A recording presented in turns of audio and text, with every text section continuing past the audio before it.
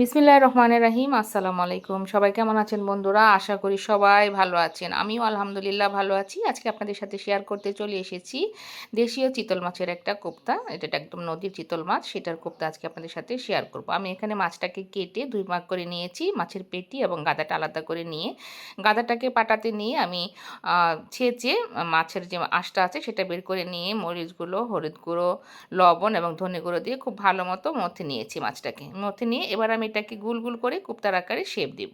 Shape দিয়ে আমি তাহলে এটাকে ভেজে নেব।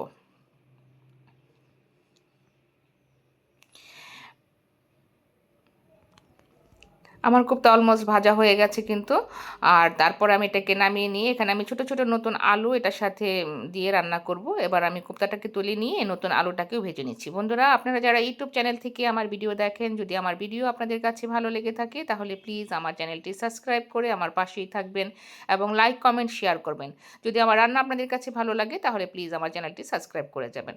আমি সেই ভাজা তেলেই দিয়ে দিয়েছি পরিমাণ মতো পেঁয়াজটা দিয়ে একটু নেড়েচেড়ে এখানে দিয়ে দিয়েছি টমেটো দিয়ে আমি দিয়ে দিয়েছি পরিমাণ মতো লবণটা দিয়ে খুব ভালো মতো নেড়েচেড়ে মশলাটাকে কষিয়ে নিচ্ছি। তারপর এখানে দিয়ে দেবো ধনে গুঁড়া, মরিচ গুঁড়া এবং হলুদ গুঁড়া দিয়ে মশলাটাকে আমি খুব ভালো মতো কষিয়ে নিয়ে তারপর অ্যাড করব সামান্য পরিমাণে পানিটা দিয়ে মশলাটাকে আমি খুব ভালো মতো কষিয়ে নিব। তারপর আমি যে ভেজে রাখা যে কোপ্তাগুলো ছিল সেই কোপ্তাগুলো দিয়ে আমি খুব ভালো মতো আরেকটু কষিয়ে নিচ্ছি।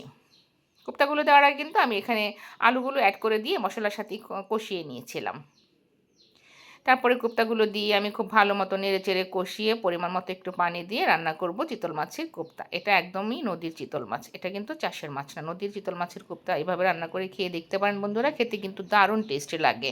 আর যেটা চাষের মাছ সেটা কিন্তু একটু গন্ধ লাগে। বাস আমার রান্না অলমোস্ট প্রায় হয়ে এসেছে। আমি দিয়ে দিয়েছি 2টো কাঁচামরিচ। এবার দিয়ে দিচ্ছি আমাদের বিক্রমপুরের যে সিক্রেট একটা মশলা ছাকপাটা, সেটা দিয়ে তারপর উপরে ধনেপাতা ছিটিয়ে আমার রান্না শেষ করলাম। বন্ধুরা, এবার গরম গরম ভাতে খাওয়া।